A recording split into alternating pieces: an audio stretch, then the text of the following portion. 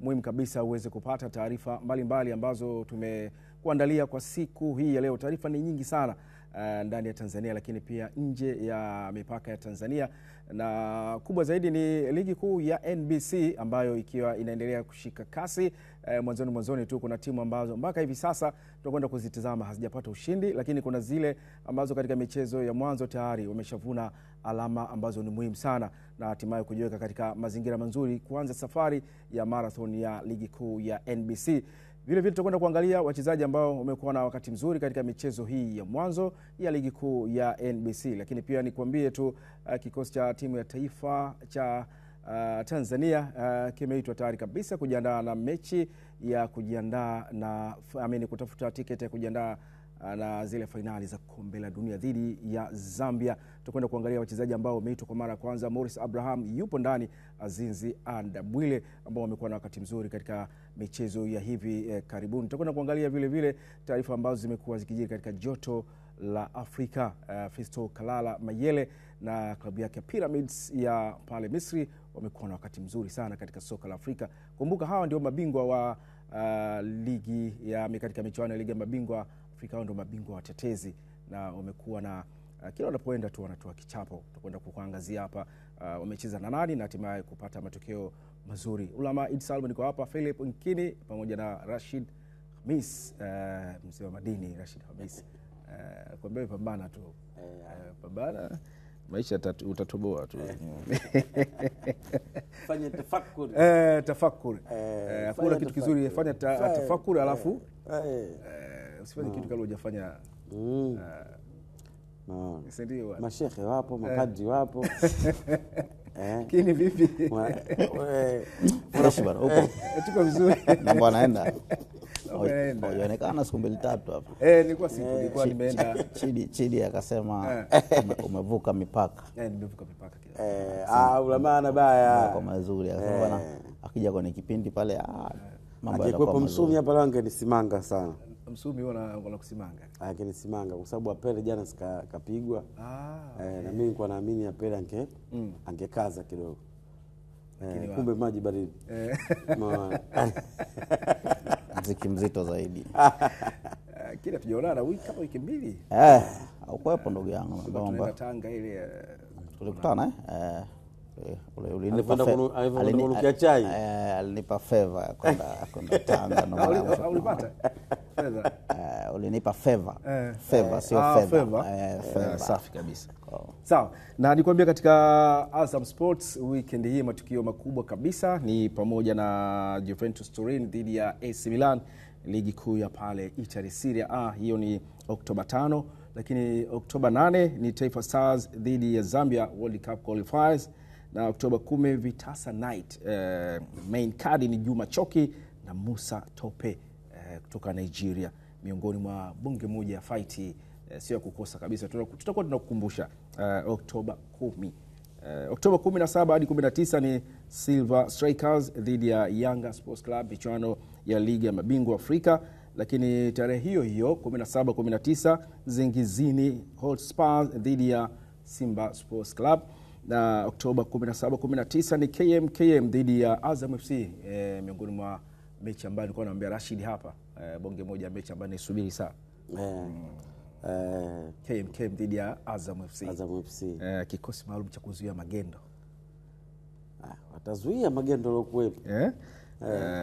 Flambeau du Center dhidi ya Singida Black Stars. Lakini Oktoba 26 Real Madrid na Barcelona, El Clasico, La Liga, ligi kuu ya pale chini Hispania. Mwezi umenona huu. Mwezi huu umenona kama ulivyokuwa mwezi uliopita ule Septemba. Mwezi matukio yanaongezeka. Mambo yanakuwa ni mengi mazuri. Na kusema kweli wakulungwa tunawashukuru na wanajitahidi. Sasa hivi wanajitahidi. Yaani tunapowaambia walipe mapema wanajitahidi. Wananchi. Wanajitahidi. Ndio jambo zuri hilo. Au sio yaani jambo hilo linakuwa jambo zuri.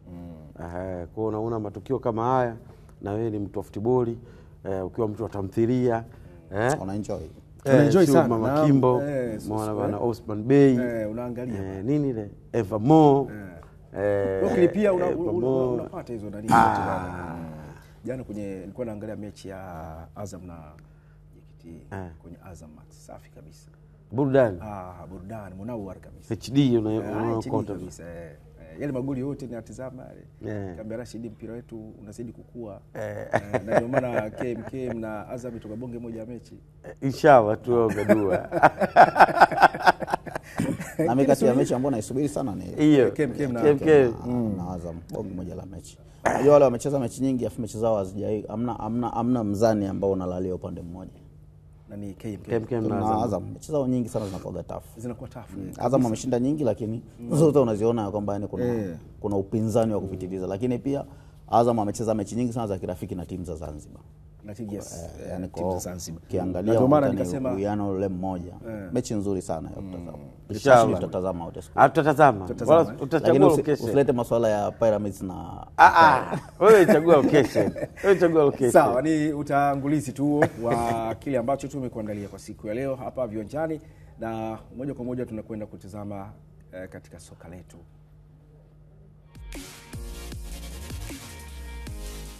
Ikiwa chini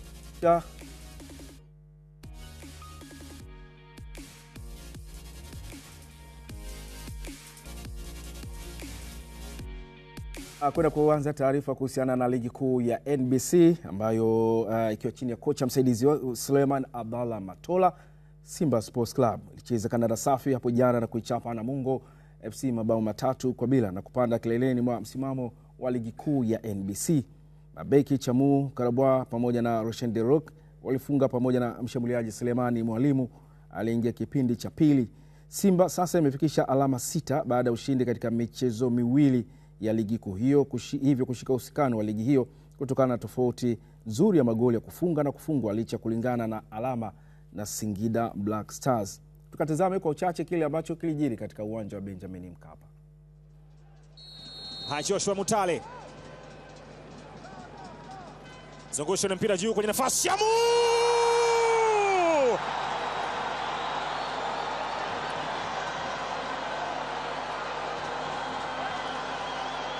leteni fimbo, halafu sogeni mbali kabisa. Simba wanachapa. Shamu Karabwe anafungua kaunti yake ya mabao, bao la kichwa. Jonathan Nahimana, juhudi zote zimeshindikana kwa kwenda kugusa ule mpira. Joshua Mutale Budo, in swing kona ile. Shamu Karabwe, macho yote yakiwa wazi, anatazama mpira ulipotoka, anainama kidogo mno, kimo cha ndama kwenda kufuata ule mpira na kwenda kuandika bao kwa Simba. Aliruka, akaruka tena, lakini alishindwa kufika Jonathan Nahimana. Simba wanatangulia. Mechi iliyopita Rushen Deriok, na mechi hii ni Shamu Karabwe, wote combination kwenda kufungua kaunti mabao kwa Simba.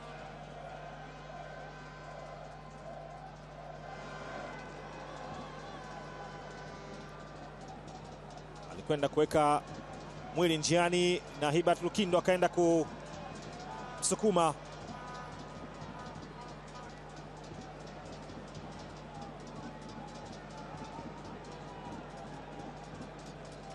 Zaidi unazungusha ule mpira na Maema kwenye nafasi.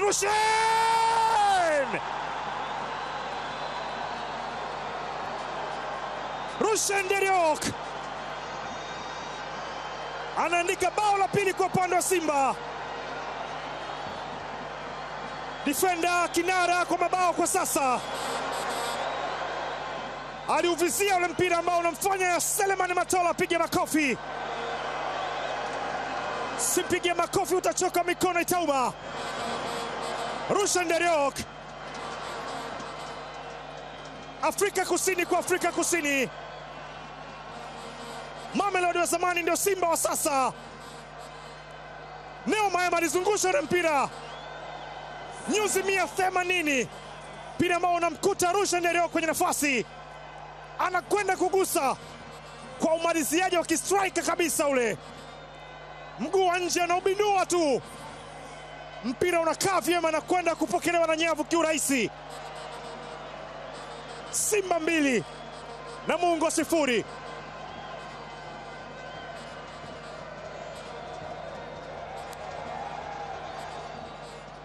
Wameanza kati kwa mara nyingine tena. Ngoza watalii bora yule Daudi Morel. Haya, Selemani Mwalimu. Selemani!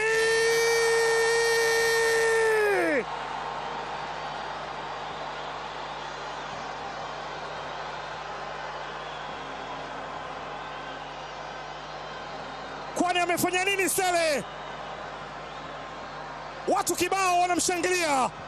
Ni mchezo huo na magoli ya Simba katika mchezo wao dhidi ya Namungo, magoli 3-0. Magoli mawili yakifungwa na walinzi wakati wa Simba, Roshen pamoja na Karabwa, lakini goli la tatu likifungwa na Selemani Mwalimu. Hapo tuangalie goli la kwanza, Philip Mkini. Goli ambalo limefungwa na Shamu. Namungo alizimbea wapi? Ukitazama mpigaji wa kona alijua kwamba anapiga wapi na anaipiga kwa nani, na ukimtazama mfungaji unamuona hata kwenye heiti yake ndio alikuwa amewazidi wale mabeki nafikiri karibia wote wa Namungo waleko pale. Ni aina ya magoli ambao mara nyingi sana wanafunga mabeki kwa sababu ya mazingira waliokuwa. Ukiwaona wachezaji wa Simba walikuwa pale kwenye box nafikiri walikuwa wazidi 4 walikuwa pale ndani, ulikuwa unaweza ukaangalia ukasema mbona wamepandisha watu wachache sana. Tunaona wako watu 4 nafikiri pale, lakini dhidi ya wachezaji wa 6 wa Namungo. Kwa hiyo kilichotokea pale ni kuzidiwa kwanza experience. Ukitazama pale alipokuwa amekaa Shamuni kwamba hata kama angeukosa ile mpira mtu wa nyuma alikuwa na uwezo kuja tena pia akafunga. Kwa hiyo ni goli zuri ukimpongeza mpiga kona, lakini unaweza ukampongeza pia mfungaji. Lakini umbo lake pia limembeba, yani umbo lake limembeba kwa sababu ni kati ya mabeki warefu. Ukisikia ni goli lake la kwanza anafunga Simba, unaweza kujiuliza zile zingine zote kwa nini alikuwa anashindwa kufanya hivi. Kwa hiyo nafikiri ni wakati umefika, lakini ukiwatazama pia unaona ya kwamba aina ya mabao ambao Simba wanafunga ambao mabeki wake wote wamefunga ni yale ambao kama vile yana maelekezo fulani vya kutoka mazoezini ya kwamba tukienda pale tunatakiwa tufanye hivi. Ndio alipiga mara. Ni uzembe tu ambao umefanyika. Ni mfululizo wa makosa ya kizembe ambao tunaendelea kushuhudia. Sababu wale wachezaji wawili watatu wamedili na mchezaji mmoja. Acha hilo. Yaani hiyo ni kama ni jambo la mwisho kabisa. Yaani nachokwambia mtozi akirudisha tena nitakuonyesha tatizo lilipokuwepo. Wale wakati ile kona inapigwa, inapigwa ile kona. Shamu Karabu anakwenda juu. Pale kulikuwa kuna madefender 4. Umeelewa? Wa Namungo.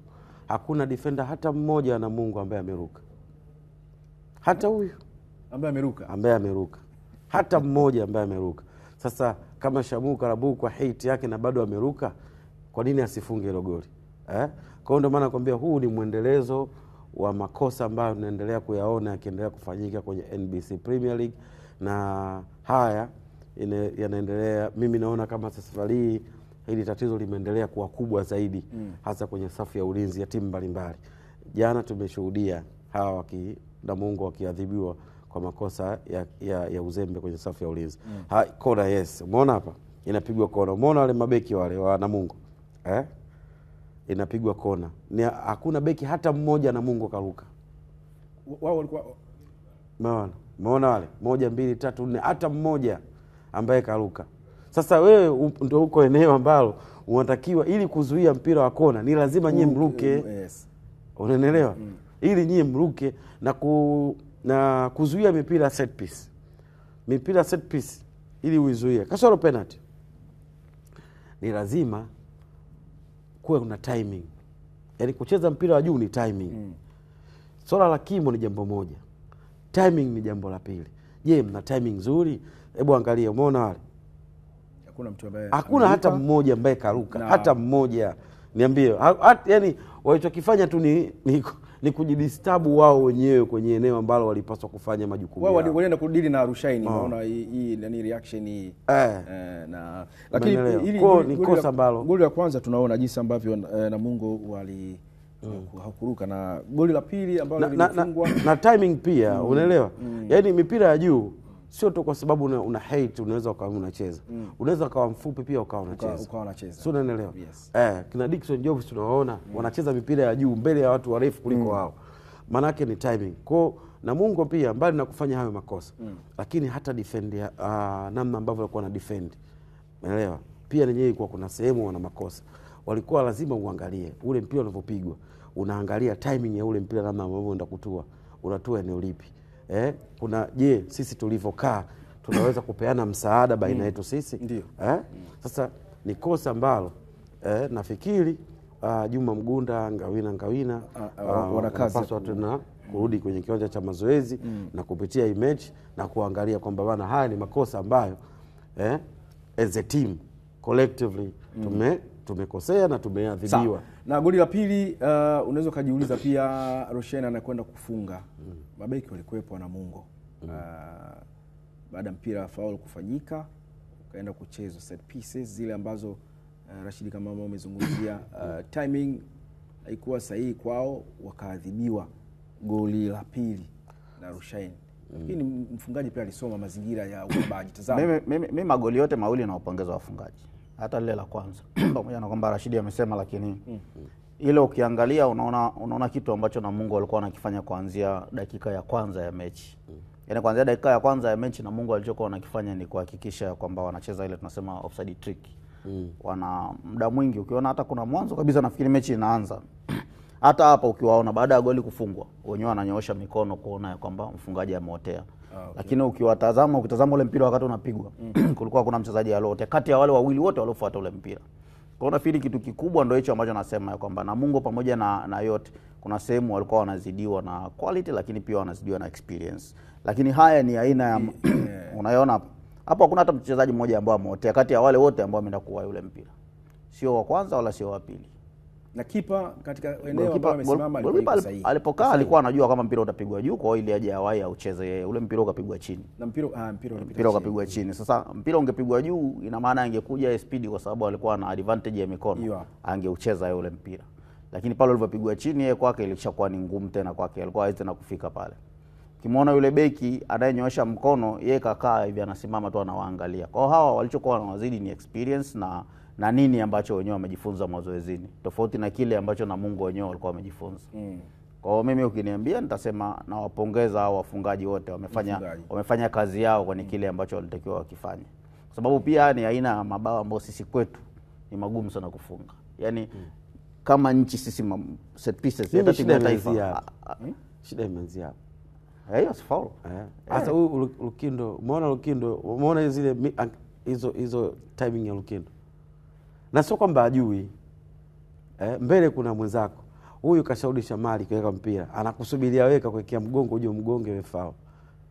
Kulikuwa kuna haja gani? Kama alikuwa amemtegea. Sasa kuna haja gani? Anatafuta ile foul. Muombaji ameiomba vizuri. Yaani muombaji wa foul ameomba vizuri. Kwa sababu ile wewe kaudisha mali kaweka. Anajua kabisa wewe utakuja kunigonga. Alichotokea afanye nini pale Lukindo? Kumpisha tu. Si unampisha kwa nini kuwezekani kumpisha? Yule niambia kama let's say angempisha aende. Angempisha angefanyaje yule? Kwa sababu ule mpira angeendelea. Kwa sababu ukisharudisha mpira hapa, yani ukicheza football wakati una hold mpira, ukirudisha mpira hapa, maana yake wewe huna mwendo. Safari kwamba haipo. Wewe huna mwendo. Maana yake wewe unalia timing mimi nikufanyie madhambi ili unufaike. Maana yake yule ndio timing yake. Kwamba nirudishe mpira mahali hapa, wewe unigonge nipate foul. Lakini let's say kama unaenda kumpisha, manake unaenda kumkaba tena. Kwa sababu hana option nyingine. Na wewe tayari una advantage ya mtu mwingine. Na hii wachezaji wetu wamekuwa wakifanya sana Rashid. Wamekuwa kitegewa namna hiyo na wanaingia katika mfumo. Ni kwa sababu tu tayari ushachaji. Unaona anakukera, kwa hiyo unaamua tu kumpamia basi, kwa sababu mimi naamini hata Lukindo mwenyewe ukienda kumuuliza yani kulikuwa kuna umuhimu wa kufanya hicho. Akikwambia bana naona tu kakaa kwenye mfumo basi acha nimpusha anguke. Kwa sababu ulikuwa kuna possibility ya kumpisha tu.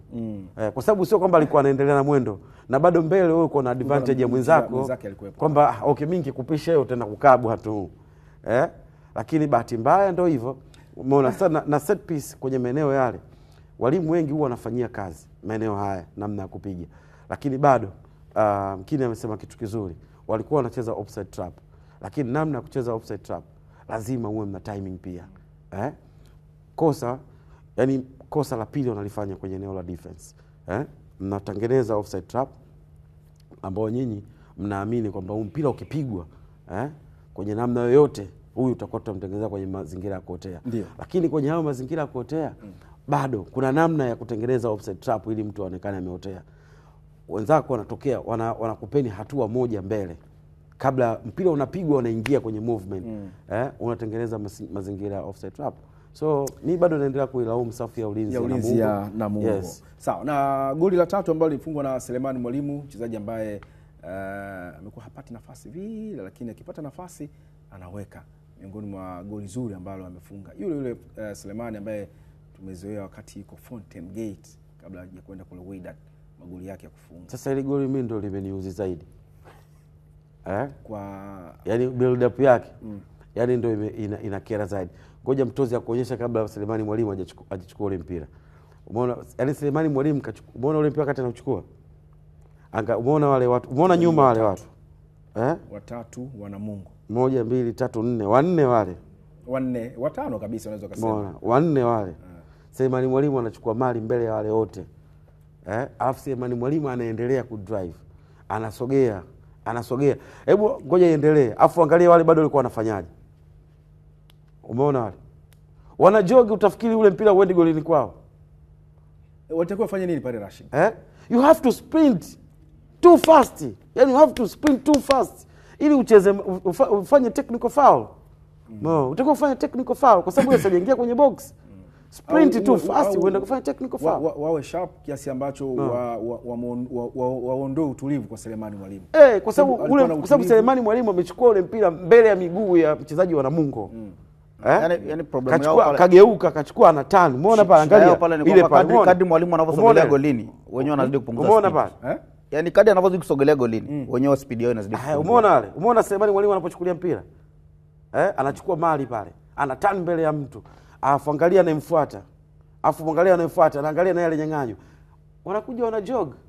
Yani hana wasiwasi as long as yani as if kwamba Selemani Mwalimu ndio anaenda kupeleka mpira sehemu salama. Na kati yeye ndio anawaattack nyinyi, kwa nyinyi mpo watatu nyuma kawaacha. So lazima usprint kwa nguvu. Usprint uje ufanye technical foul. Lakini tuzungumzie pia unakuja ubora wake pia Selemani Mwalimu. Acha bali za ubora wa mtu kwanza. Tunazungumzia safu ya ulinzi namna ambavyo imefanya makosa jana. Hayo ya Selemani Mwalimu lazima utampa credit kwa sababu is individual brilliance. Ameweza kuwa trigger vizuri, akadrive, akasogea, akambakiza beki mmoja, Hussein Kazi, kamfake, kamleta pembeni, kamtazama golikipa uko wapi. Angalia hata namna alivyopiga ule mpira Selemani Mwalimu. Utulivu wa kutosha kabisa, kapasia. Yaani anajua anapopasia, unaelewa? Kamchukua, angalia anavyopasia. Umeona pale? Yaani kapasia kabisa, anajua hili eneo mimi naenda kufunga. Mimi namna ambavyo na watazama Namungo kwenye hili goli, yani ilikuwa ni goli moja la kizembe kiasi ambacho kwa katika ile hata la kwanza na la pili hili lilikuwa la kizembe zaidi. Hili la kizembe zaidi. Unaona, yani hili la kizembe zaidi kwa sababu haiwezekani watu watatu mtu yote ni kama anavyosema Rashid, lakini kuna quality pia player. Yani ukimwangalia Mwalimu angekuwa mchezaji mwingine pale ni rahisi. Yeye Rashid mwenyewe anasema amepasia. Yani amepasia kabisa, anajua anafunga pale. Wachezaji wengi sana pale wanapoteza. Aiza angeweza akapoteza, akapiga nje au akatoa pasi. Lakini angalia aina ya goli. Nafikiri alifunga tena goli kwenye mechi na Gaborone ile ya kwanza. Aina ya magoli yake yote yanafanana. Hata ile ule alipasia nyavu. Yaani alitazama alafu akapasia. Kwa hiyo mimi nafikiri kikubwa pamoja na huo ubovu wa safu ya ulinzi ya Namungo, lakini quality ya mchezaji pia nayo imembeba kumfanya akafanikiwa. Kwa sababu ukiona hapo alishabaki na beki mmoja. Alikuwa ana uwezo wa kujiuliza, angekuwa mchezaji mwingine angeza akajiuliza akataka kufinya tena, lakini akaona kabisa kwamba nafasi yangu ya kufunga ndio hii. Pamoja na vingine vyote ameonyesha ubora wake wa kuscore. Yeah. Na kiwango cha Simba mkini kwa mechi ya jana. Nafikiri kuanzia msimu umeanza, mimi nakumbuka mechi ya dabi dhidi ya Yanga pamoja na hii hapa ndio mechi ambayo Simba amecheza vizuri sana. Mechi ya dabi? Ile mechi ya dabi dhidi ya Yanga ambayo Simba alipoteza pamoja na hii mechi hapa. Hizi ndio mechi ambazo kwenye msimu huu nimeona Simba wamecheza vizuri. Jana ukiwaona kwenye dakika 10 za kwanza unaona kabisa kwamba una ile aina ya Simba ambayo inajulikana. Wanapiga pasi, wanaituliza timu. Mchezaji kila mmoja anaonyesha uwezo wake. Nafikiri kuna kitu kikubwa ambacho Matola na makocha wenzio walivyoenda mazoezini walikubaliana kwamba cha kwanza ni kuhakikisha kwamba kwa wale wachezaji ambao tunawaona kama vile, unajua kuna shida nyingine inatokea kwenye timu. Rashid akiwa na uhakika kwamba mimi na uwezo wa kucheza kila siku, kuna wakati ana relax. Kwa mechi ile ya jana, ukiondoa mechi ya jana na mechi ambayo alicheza na Gaborone, mechi ya Gaborone kiwango Simba alicheza vibaya mechi zote za Gaborone, ya ugenini na nyumbani. Yaani alicheza vibaya, wala hata wenyewe hawezi kubisha kwenye hilo. Ya Fountain walibadilika katika mchezo, pengine ni sababu ya Simba kucheza vizuri. Inaweza pia ikawa imechangia pamoja na mazoezini kurekebishana baadhi ya makosa ambayo aliyafanya, lakini baadhi ya wachezaji kupata nafasi. Jana hakuanza, alikuja kuingia. Nafikiri mechi yake ya kwanza anakaa nje baada ya muda mrefu sana. Lakini ukitazama sehemu pekee ambayo Simba jana walikuwa na muhimili mkubwa sana ni kwenye defense na kwenye midfield. Yaani bado walikuwa wanaonekana wanahaha kwenda kule mbele. Elim Panzu alianza mechi, lakini mmoja wa wachezaji ambao alicheza vibovu zaidi kwenye dakika 45 za kwanza ni yeye. Mechi ya jana alicheza, yani hicho ambacho Rashid alikuwa anasema ya kwamba walikuwa wachezaji wale walikuwa wanajoga wa Namungo, ndicho alichokuwa anakifanya Mpanzu. Alikuwa anachukua mpira, kila pasi anapewa yeye, akipiga chenga 1 2 3 anapoteza mpira, yeye anajoga. Ile Simba ambayo tumezoea kuiona na Jean Ahoua pamoja na Elim Panzu imekuwa tofauti jana. Jana ilikuwa tofauti, lakini inawezekana pia ikawa ni advantage kwao kuelewa kwamba kumbe kuna siku na sisi tunaweza tukakaa nje. Kwa wakirudi uwanjani nafikiri wana uwezo wa kuonyesha kitu kikubwa zaidi. Rashid, Nyama jana kabadilika kama alivyosema Mkini. Soa ameanzia nje. Lakini tuangalie na walikuwa wanacheza nao Namungo. Kikosi cha Juma Ramadhani Mgunda. Kwenye timu za ligi kuu ambazo tumezitizama hivi sasa, madaraja ya kati, jinsi ambavyo wamekuwa wakicheza, lakini na Namungo mechi yao hii ya pili bila shaka walicheza na Pamba, wakaenda sare ya bao 1-1. Mechi ya tatu ya tatu. Pia wameshinda mmoja, wametoka sare moja, wamepoteza mmoja. Washapata matokeo yote yanayohusika kwenye ligi msimu. Kwenye ligi kuu. Sare ya bao 1-1 na Pamba, dakika za jioni wamechomoa wakaja wakashinda mechi moja, alafu wamekuja kupoteza Prison. Wamemfunga Prisons sahihi kabisa. Wamekuja kupoteza wamepoteza. Msimu uliopita Namungo walipoteza kwa Simba goli 3 nyumbani, goli 3 ugenini. Msimu huu ameanza tena kwa kupoteza goli 3 ugenini. Kwa wapi marekebisho au umeona udhaifu mkubwa ndani ya kikosi cha Namungo upande wa defense line ambayo inaundwa na Hussein Bakari, lakini ndani ya Moa pia yupo yupo. Nafikiri ni Mgunda ana kazi ya kufanya kidogo. Jana wachezaji wake wote wamemwangusha jana. Timu nzima wamemwangusha, timu nzima. Hawakuwa na hali ya kupambana kufanya marking kwenye maeneo ambayo walipaswa kuwa bora sana, kwa sababu mpinzani unacheza naye ni mpinzani mkubwa sana kwao. Mbali tu kwamba uwezo wa mchezaji mmoja mmoja as a team bado ilikuwa ni mlima mkubwa kwao. So ulikuwa utegemei kuona Namungo angefanya makosa kama yale. Makosa kama yale wanaweza kuyafanya mechi na madaraja ya timu zao na wasiadhibiwe. Unaona mechi kama ya Pamba ile walifanya makosa namna kama ile, lakini hawakuweza kuadhibiwa. The same kwa Tanzania Prison. Walifanya baadhi ya makosa, hawakuadhibiwa. Sasa unapocheza na Simba una muda wanakupa vitu viwili kwa wakati mmoja. Wanaweza sikupe mchezo mzuri as a team, lakini performance ya mchezaji mmoja mmoja pia inaweza kupeleka matokeo. Ndio kama jana. Yes. Unaweza kaangalia wana safu nzuri ya ushambuliaji, wana viungo wazuri, wana safu nzuri ya ulinzi, lakini mwisho wa siku kwenye score list pale unaanza kuona madefender wawili wameweka 2, striker ameweka 1. Ukiangalia mipira ambayo imewafanya wale mabeki waweze kufunga, unaona mipira set pieces. Ni mipira ambayo nyinyi mkiwa kwenye kiwanja cha mazoezi huwa mnayafanyia kazi. Mnafanyia kazi namna ya kudefend na mnafanyia kazi namna ya kuscore. Kwa sababu mwalimu anapotengeneza program ya kudefend kwenye set piece, maana yake mnafanya lile zoezi la kuzuia kwamba huu mpira utakapopigwa tunatakiwa tufanye nini ili tuzuie, si ndio? Baadaye mwalimu anabadilisha ile program, anasema sasa sisi tu tunalishambulia lango, ukipigwa mpira tunashambuliaje.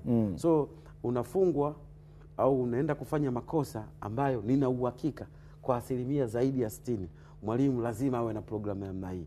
alafu nyinyi mmeenda kufanya makosa kwenye maeneo yale yale, means kwamba hamkumuelewa mwalimu au uwezo wenu ni mdogo wa namna ya kushika maelekezo ya mwalimu. Mechi pia inaweza kawa ni sababu kwa baadhi ya wachezaji ambao wamesajiliwa, kwa sababu Helbert Lukindo kama ni mzoefu katika michezo ya ligi kuu.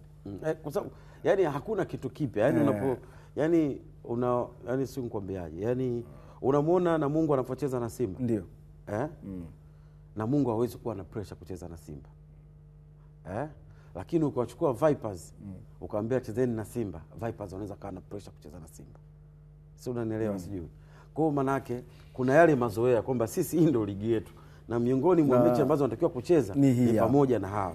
Sasa collectively nafikiri wachezaji wa Namungo wamemwangusha mwalimu kwa ujumla wake, na hata magoli umeyaona ni makosa ambayo naamini haya ni makosa ya kizembe, na wachezaji wa Namungo walikuwa wanaweza kufanya zaidi ya hiki ambacho.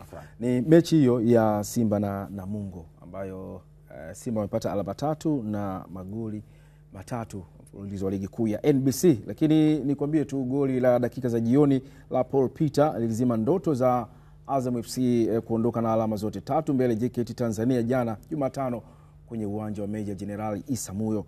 Faisal Salum alitanguliza Azam FC mapema katika kipindi cha kwanza, lakini JKT Tanzania waliendelea kucheza kwa utulivu na nidhamu kubwa na hatimaye kuchumua goli hilo dakika za nyongeza kabisa za mchezo huo. Azam FC sasa imefikisha alama 4 katika nafasi ya 5 huku JKT Tanzania ikiketi katika nafasi ya 3 na alama 5.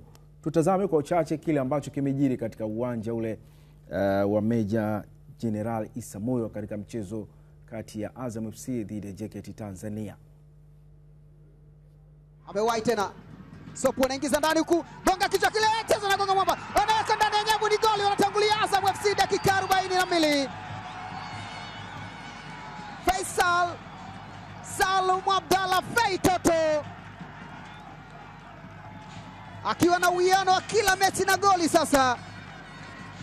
Rebound zile kutoka kwenye mwamba yake umalizia na kuweka moja kwa moja kwenye nyavu na kuonyesha ule ukumbusho kwamba nipo. Anawakumbusha mashabiki na timu nyingine kwamba Fei Toto nipo. Moja kati ya wachezaji bora Tanzania, si kwa kusemwa bali kwa kiwango chake cha uwanjani. Anawatanguliza Azam FC hapa. Mechi dhidi ya Mbeya City alianza yeye, akafuatia Saaduni. Leo na JKT kaanza yeye tena. Msiniulize atafuatia nani, nachojua mpaka sasa Azam wanaongoza kwa goli moja. Maelekezo yakitolewa kwamba pengine wanaweza kufanya vizuri zaidi ya hivyo. Ulirushwa mpira ule na Landry Zuzu kwa Jafite Kitamba la bola, kaingiza cross ya chini chini huku, wakauzuia vibaya. Sopo akaunyanyua ndani, ukagonga kichwa kule na Imidi, ukagonga mwamba, ukamkuta Fei Toto.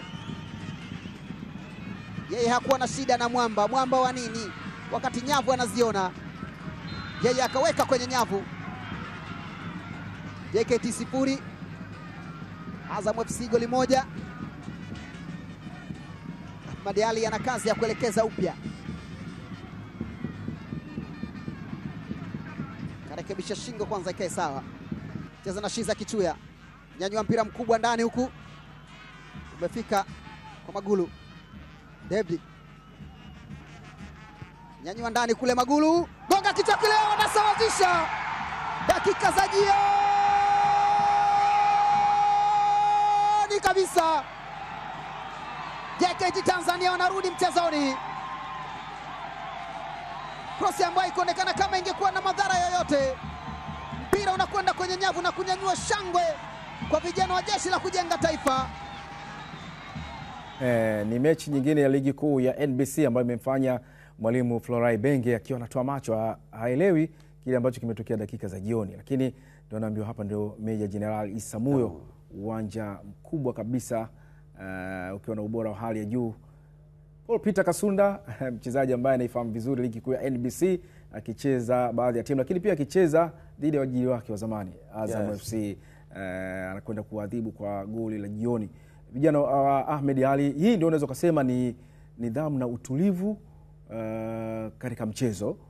Walipambana mpaka dakika ya mwisho, mipango ilitengenezwa. Hii tunaweza kuzungumzia sasa mfano kama relax Azam FC baada ya kuwa wanaongoza na dakika ndio hizo za jioni, ama tusemeje Rashid? Mwalimu alikuwa anataka kuiua tu mechi. Bahati mbaya hesabu zake hazikwenda vizuri kwa sababu alifanya mabadiliko ya wachezaji ambao ni key player ambao naamini wanaweza kubadilisha matokeo, lakini sometimes ni calculations za mwalimu kwenye kutafuta mchezo. Nafikiri kabla hajapata goli JKT, mwalimu aliamini wacha tukadefend ili goli moja tumalize mechi then tuangalie kinachotokea. Mwalimu wa Ibenge baada kufunga ile goli. Kwa sababu dakika zilikuwa zimeshakwenda sana.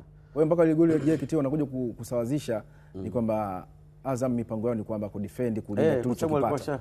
Kwa sababu alikuwa ameshafanya mabadiliko ya wachezaji ambao ni key player wa Azam FC. Na mabadiliko yalilenga kwenda kudefend zaidi. Sio kwenda kushambulia, ilikuwa ni kwenda kudefend zaidi. Lakini bahati mbaya katokea mpira ambao umepigwa defender kama mtangazaji alivyokuwa anasimulia kwamba haikuonekana kama ilipaswa kuwa goli. Ni kutokana na mazingira yake kwa sababu imepigwa cross ambayo ulikuwa unaamini mtu wa kwanza kucheza angekuwa defender wa Azam FC. Shida ilikuwa wapi?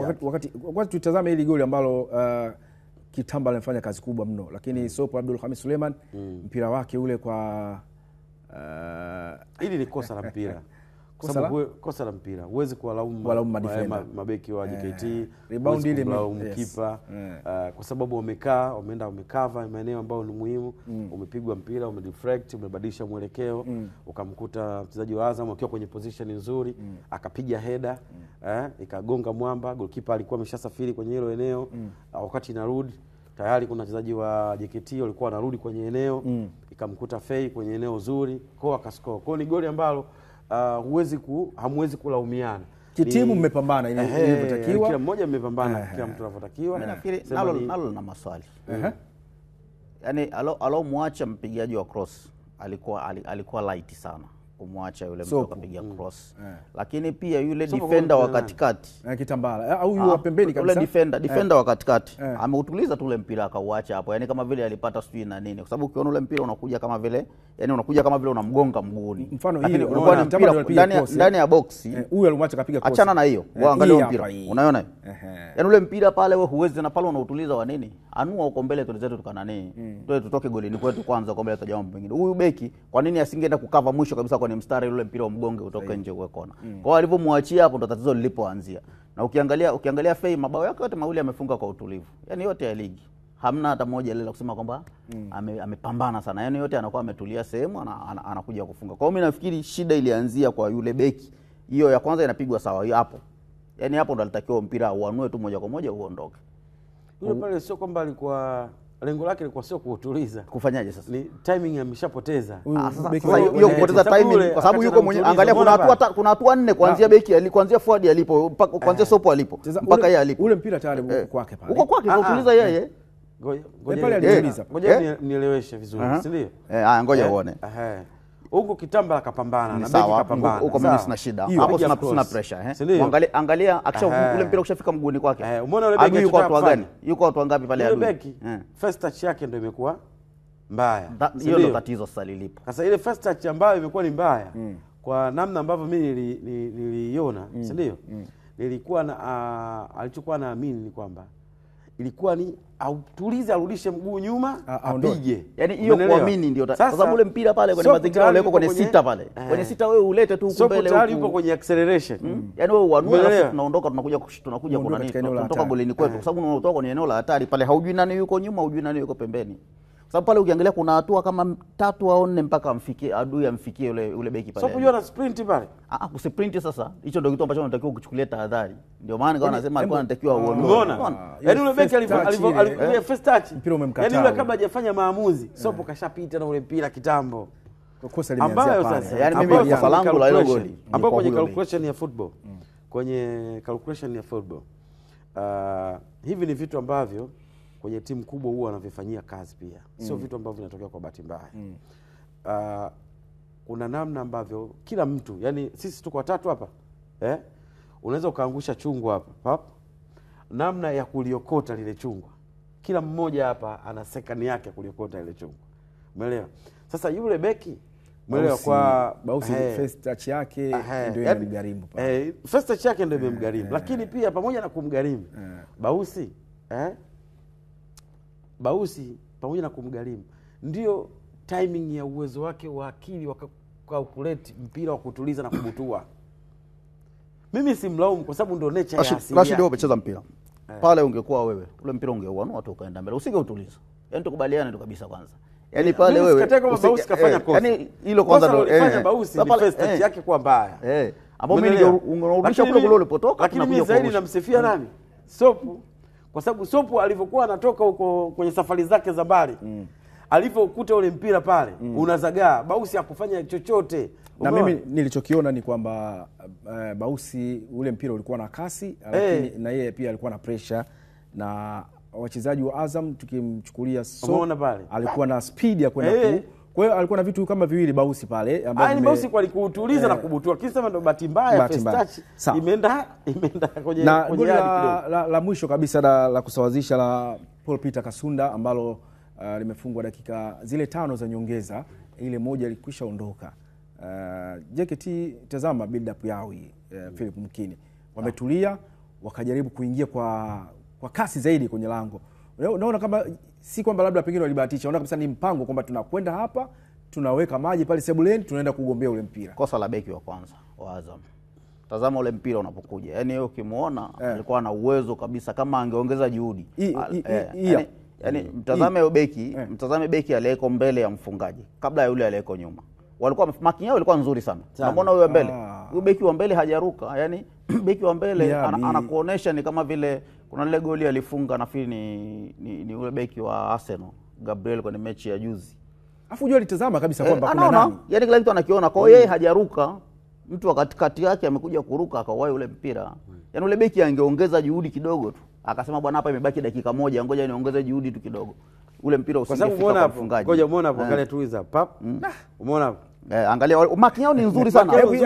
Yaani paka marking ni nzuri sana. Yaani rudisha mlagi, yaani akirudisha. Yaani kwanza hapo umeona hapo, umeona mpira pigwa. Kaka mbele ya adui. Umeona hapo akaja akakaa sehemu nzuri. Yaani anakuja sehemu nzuri ya kuzuia cross. Umeona ile kiungo arudi. Afu umeona line walivyorudi Azam. Yaani wamerudi kwenye eneo sahihi. Vizuri.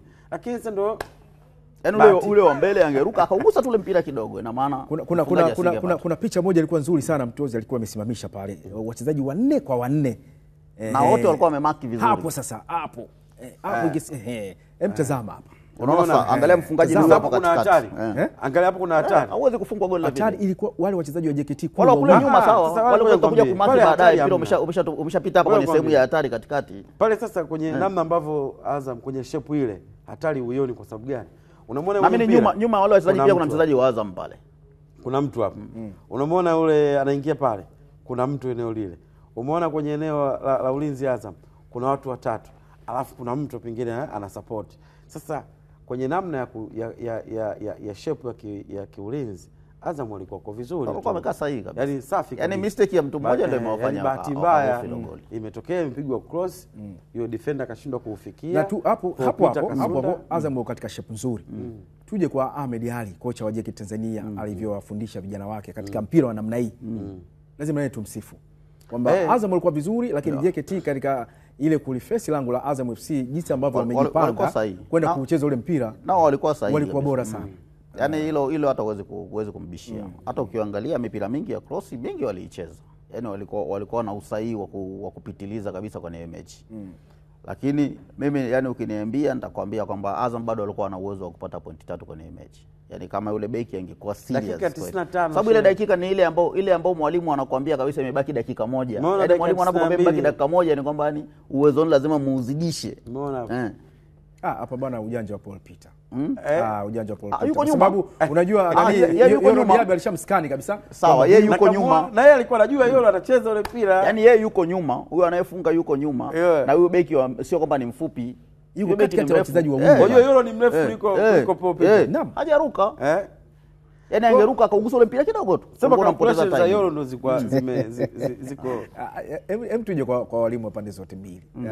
Ibenge pamoja naona kama ndio wanakaribishwa katika ligi kuu ya NBC. Naisa Fofana. Ibenge unajua hii ni mechi ya pili wanakutana na nani? Uwanja ndio ulimfukuza nani? Uwanja? Ndio ulimfukuza nani ule? Yusuf Dabo. Uwanja huu? Baada ya sare hii si ndio ikawa ilikuwa 1-1 tena, si ndio? Kwa moja Baba Jeni bye bye. Kwa Ibenge naye kaenda hapo. Of course timing yake tu Ibenge ndio ilikuwa mbaya. Nafikiri ndio football sometimes inatokea. Ilikuwa ni mechi nzuri, mechi ambayo kila mmoja alikuwa naamini ingeweza kufanikisha kitu. Ni furaha kwa Ahmed kwa sababu hesabu zake ukiangalia Madiari ni kupata alama moja dhidi ya Azam kwake ni kitu kikubwa sana. Na jana hapa nilisema kuna namna ambavyo Madiari anaweza kujifunza kitu kutoka kwa Ibenge. So na jana ambapo Azam walikuwa na display kiwanjani ulikuwa unaona wana display kama timu kubwa. Na pia JKT walikuwa wanacheza kama timu ya pili kiwanjani, lakini walikuwa na hesabu kali sana. Na ndio maana hawakukata tamaa mpaka dakika za mwisho. Baada ya hata mabadiliko yenyewe kufanya baada ya kuingia Kichuya, wakaona kuna namna ambavyo wanaweza kutumia baadhi ya mapungufu. Inawezekana moja kati ya game reading ambayo aliiona Ahmad Ally ni kuona kwamba kuna madhaifu kwenye eneo la center back la Azam FC. Labda pengine kwa sababu Kichuya alipoingia alipiga cross nyingi sana. Yaani Kichuya alikuwa anadondosha mipira pale ndani. Alipoingia Kichuya. Alipopiga Kichuya. Hata ile goli alikatengeneza yeye. Alikunja sana cross nyingi. Manake Kichuya alipokuwa nje, manake Ahmad Ally kuna kitu aliona. Akaona bana wewe piga pale cross. Wale wanaonekana hawaruki, ni warefu lakini hawaruki. Hebu piga cross. Kwa sababu hata cross ya kwanza Kichuya anaingia, aliipiga akaenda kuichukua tu Fofana. Akapiga nyingine ya pili ikaenda Fofana akaokota akaondoka. Kwa hiyo kuna kitu Ahmad Ally pia wakati mechi inaendelea kuna kitu aliona. Kwa hiyo inawezekana pamoja na kumsifia Paul Peter lakini kuna namna ambaye kocha na Ahmad Ally kuna kitu aliona. Na Rashid hapo alisema kuna kitu aliona katika mechi za pre-season kule Karatu. Walikutana nayo pia. Azam alifunga. Alipoteza goli 2. Alipoteza goli 2. Kwa hiyo Ahmad Ally ameshamstudy hivi Florent Ibenge na anajua wapi pa kumkamata. Lakini kwa jinsi JKT alivyocheza kwa spirit ambayo tumeiona mfano kwa wachezaji wa JKT Tanzania ni miongoni mwa timu bora sana safari hii. Wana kiwanja kizuri, wana timu nzuri, wana kocha mzuri, hawana shida financially. Kwa ni timu ambayo inatakiwa kuleta changamoto. Yaani sio timu ambayo kwangu mimi sitazame JKT. Kwa timu ambazo watakwenda kucheza nazo Azam FC mikoani. Azam FC wapi pa kurekebisha Rashid? Azam ni kucheza michezo ya away. Nilikwambia Azam ulisema kabla ligi kwanza awe bingwa. Michezo ya away apate ushindi. Ndio mechi nyingi Azam zinamsumbua. Mechi za away. Mechi za away, mechi nyingi Azam zinamsumbua. Na huko ndipo ambapo wanaendaga kuondoa matumaini ya watu wote ambao wanamtumainia kwamba ataleta challenge ya kujitosheleza. Away. Viwanja vya away vinamsumbua sana Azam FC. Japo jana kwenye hii mechi kuna makosa ambayo alifanya yule referee. Kuna moja mimi sijui, lakini kwa jicho langu niliamini Azam inatakiwa kuwa awarded na penalty. Kwa sababu kuna tukio moja Kitambala alichukua mali alafu akaingia kwenye box. Wale madefender wa JKT walimzuia kimakosa Kitambala bora. Lakini referee hakuona hiyo. Na referee hakuwa mbali na tukio lile. Inawezekana pia moja kati ya vitu ambavyo Azam anateseka navyo kwa sababu waamuzi michezo ambayo inasaidiwa na VAR kwa wenzetu kule. Ile ilikuwa inahitaji VAR. Wanasaidiwa na matukio kama mkini kama pengine uliona ile tukio. Yani uko sahihi. Anachosema Rashid inawezekana ni tukio tofauti na la kwangu. Ni tukio ambalo niliona. Kuna tukio moja ambalo faulu ilikuwa nje ya 18 pale kwenye D pale. Nimemsahau kidogo mshambuliaji alikuwa nani. Lakini ile sawa haikuwa penalty kwa sababu nilipata faida ya marudio. Haikuwa penalty. Akawa anamtazama tu. Lakini mimi kwenye hile kama mwamuzi umeweka foul, it's red card. Yaani ulikuwa una sababu nyingine yote. Kama ulikubalia kwamba mtu amefanya madhambi, ni red card. Alikuwa mtu wa mwisho, alikuwa anatazamana na kipa na nafasi aliyokuwa amebaki ilikuwa ya kwake ni ya kupiga labda ascore au vyovyote. Kama mwamuzi alishakubalia kwamba hii ni foul, ulikuwa huepuki kutoa red card. Umeelewa? Kwa mimi nafikiri pamoja na hayo yote tuwapongeze pia waamuzi. Kuna sehemu wanafanya vizuri. Hii walikosea. Lakini kwenye haya machache lazima tuseme. Hii walikosea. Nani alikosea? Hao waamuzi wao walikosea. Yaani Azam walitakiwa kupata advantage zaidi. Na ndo tofauti ya Azam na Simba na Yanga. Yaani kuna vitu Azam huwa anavipoteza. Alafu Simba na Yanga huwa wananufaika navyo. Yaani umeona kwenye moment kama ile Simba na Yanga refaria anaweka pale anafunika. Lakini Azam kwa sababu ni timu ambayo inaishi kwenye msimamo kwenye nini sasa? Kwenye nguzo moja. Na nikwambie wavumilie tathmini ya ligi kuu mpaka hivi sasa. Wachezaji ambao wamekuwa na magoli mengi ni Faisal Salo kutoka Azam FC akiwa na magoli mawili, Rashid Deruk Simba magoli mawili, Paul Peter Kasunda JKT Tanzania magoli mawili. Na timu ambazo hazijaruhusu magoli mpaka hivi sasa ni Simba, Yanga, Singida Black Stars. Zile ambazo hazijaruhusu magoli mpaka hivi sasa. Lakini tutazame japo ni mapema mno, lakini Faisal bado yuko pale, Rashid Deruk, Paul Peter. Mchezaji wa kimataifa mmoja ndo ana magoli mawili mpaka hivi sasa. Safi sana. Kwa Faisal anatuletea kitu kipya tena. Faisal anatupa kitu kipya tofauti. Unajua msimu wa nyuma Faisal alifunga goli 19, si ndio? 19. Akawa ndo kinara kwa wachezaji ambao ni local player. Msimu uliopita Faisal ametupa assist 13. Afa akatupa mabao 4 tu. Msimu mpaka sasa hivi ameshafunga 50% ya idadi yake ya mabao yote aliyofunga msimu uliopita. Kwa hiyo ina uwezekano msimu huu akatuletea kitu kipya. Kutokana na eneo ambalo anacheza. Kwa sababu sasa hivi eneo anacheza Feini sasa hivi. Sasa hivi unamuona yuko juu, yuko mbele sana. Yaani yuko ndio maana hata msimu uliopita alikuwa anacheza? Alikuwa anafanya sana kazi ya kutengeneza kuliko kuliko kufunga. Ndio maana alikuwa mbali na lango. Alikuwa yuko mbali na lango. Ndio maana akasogezwa zaidi. Alitengeneza assist 13. Sahihi. Kwa hiyo nafikiri ni picha nyingine anatuonesha. Tukifika katikati ya msimu labda tunaweza tukaamini hichi ambacho tunakiona leo, kwa sababu mpaka sasa hivi kila mechi na maana kwenye ligi amefunga. Sio? Kila mechi amefunga. Kwa hiyo tusubiri tuone namba. Yaani Fei goli 2, Paul Peter goli 2. Yes. Na Paul Peter msimu uliopita alimaliza na goli 19. 8 10 ya kufika. Goli 8. Kitu kama goli 8. 9. 10 sikumbuki. 10 hawezi kufika bana. 10 tungejua alikuwa anafika bana. 9 ilikuwa bado goli moja. Akufika. Akufika. Lakini angeweza kufika. Akufika, yes. Lakini alikuwa na kiwango kizuri sana. Yes. Na ameanza vizuri. Kwa hiyo ni moja kati ya kitu ambacho Madiali anaweza kujivunia kwa nini amemsajili. Nani? Idi Seleman Nado. Nado anaumwa. Nado anaumwa, yes. Na nafikiri ameanza kurecover lakini mazoezi hajaanza. Nado anaumwa, yes. Kwa hiyo mimi nimependa kwamba at least hii mwanzo tayari naanza kuona kuna Watanzania pale. Nitegemea yule mwamba mrefu pale Kitamba. Yupo pacha yake pale ambaye jana alikuwa yeye Saduni ndio alichezea faulu ambaye amesema ili style kwa red card. Nani anaitwa? Yule ni kutoka Sudani, kutoka Sudan nafikiri. Au Tunisia. Ni Sudan kama Sudan au Tunisia, kati ya hizo nchi mbili. Barakat. Barkat.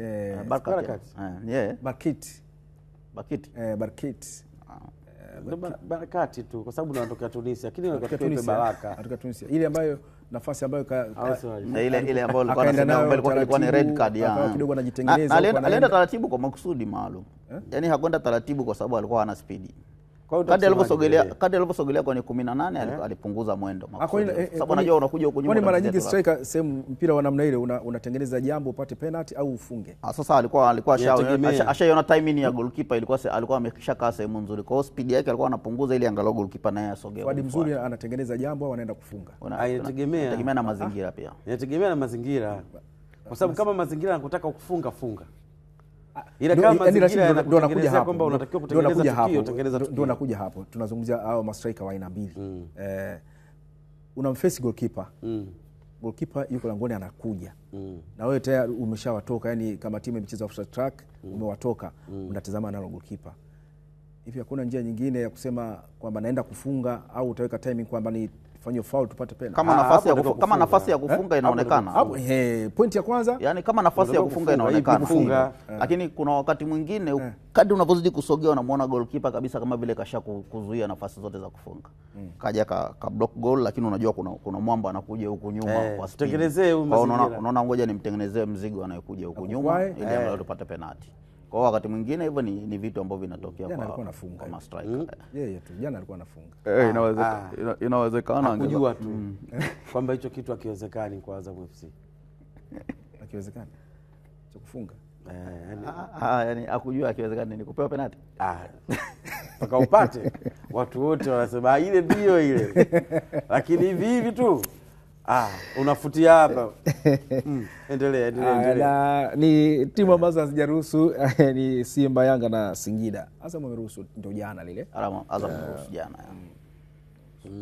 Jana, lakini zingine zote zimekwisha ruhusu katika michezo hii ya raundi ya pili. Tukija sasa timu ambazo zimefunga magoli mengi katika ligi kuu ni pamoja na Simba katika michezo miwili wamefunga magoli 6. JKT Tanzania wao michezo mitatu wamefunga magoli 4. Dodoma Jiji michezo mitatu wamefunga magoli 4. Yanga mechi 2 wamefunga magoli 3 na Azam FC michezo miwili wamefunga magoli 3. Lakini hapa ubora wa timu ambazo zimekuwa top 4 ni kupata magoli mengi. Ni mwanzo mzuri. Sababu ukiwatazama Simba hawajaruhusu, lakini advantage yao unaweza ukasema mechi zao zote wamecheza nyumbani. Unaweza ukatamani sasa angalau watoke ukawaone wakiwa nje ya uwanja wao wa nyumbani nini ambacho kitatokea. JKT wamekuwa na matokeo mseto kama unavyoona, wana magoli 4. Ndio. Walifunga mawili na Coast, wamefunga mawili ugenini. Mashujaa pia ilikuwa ni ugenini. Jana wamefunga moja nyumbani kwao. Kwa idadi kubwa ya magoli wamepata away. Mawili kafunga Popita. Kwa wameyapatia ugenini. Kwa unaweza ukaona ya kwamba namba yao sio mbaya. Yaani unaweza ukawapongeza kwenye hilo kwa sababu kwenye ligi yetu sisi tunajua kama Rashid anavyosema kwamba ugenini ni pagumu sana. Yaani kuweza kupata ushindi au kupata mabao. Kwa hawa idadi yao kubwa ya mabao wampatia ugenini. Inawezekana wakawa na muendelezo tofauti na ule ambao walikuwa nao msimu uliopita. Sababu msimu uliopita JKT walipata sare 12 zote walipatia nyumbani. Yaani nyingi walipatia nyumbani, na sijui ni 3 au 2 walipatia ugenini. Ilikuwa ni mbaya sana kwao. Na pamoja na hichi ambacho unakiona sasa hivi unaona wanatoka zaidi kuliko kulinda kama ilivyokuwa msimu uliopita. Kwa ni mwanzo mzuri. Kuna timu ambayo haijashinda katika kupata ushindi kwenye ligi kuu ya NBC. Kushinda kabisa. Si Fountain Gate pekee. Hawajapata ushindi wala hawajafunga goli. Yaani hawajapata ushindi na hawajulikani wanapata lini. Na hawajapata sare. Hata sare hawana. Sare wanapata wapi? Ni vipigo tu mwanzo mwisho. Michezo mitatu. Miwili wakicheza away, moja nyumbani pale. Na bado mchezo mwingine unaofuata sio anacheza na nani? Fountain Gate. Na Mtibwa Sugar magoli 2 dhidi ya Fountain, hii Jamhuri Dodoma. Na 3-0 na Simba uwanja wa Benjamin Mkapa. 1-0 na Mbeya City Tanzanite kwa raha kule Babati. Mwalimu si yupo? Nani yupo?